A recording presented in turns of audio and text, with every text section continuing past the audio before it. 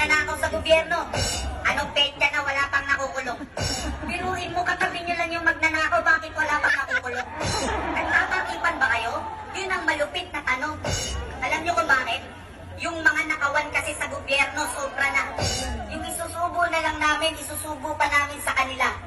Ibali nang magutom yung pamilya namin, mabusog lang sila. Ganun ba yun? Ang kakapal ng muka. Kaya huwag tayong manahimik, karapatan nating magsalita. Yung mga hinanakit sa dibdib natin, kailangan na nating ibuga. Karapatan namin yun, baka nakawin nyo pa.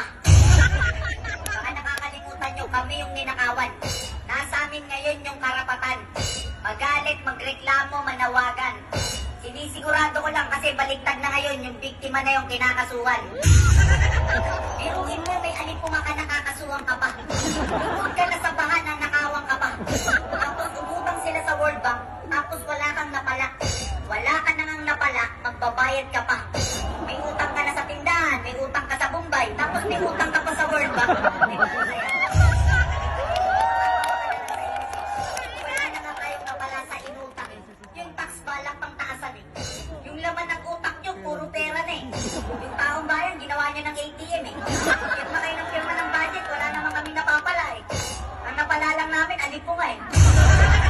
Pinukin nyo, trillion ang ninakaw, kahit sino maggagalaiti. Ang hinihingi ng taong bayan, justice, saka accountability.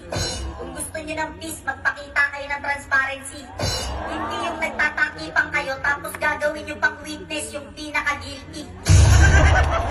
Yung nakawan sa gobyerno ngayon, garapala na. Kung yung kay Janet Napoles, 10 billion, ngayon trilyon na. Nung unang pagputok ni Napoles, gulat na gulat yung bansa. Pero ngayon, sa tindi ng nakawan si Janet Napoles, naging amateur na.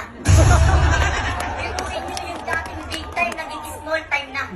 Hindi lang pala cellphone yung nag-upgrade, pati nakawan sa gobyerno, upgraded na. Dahil sinong Pilipino magagalit talaga.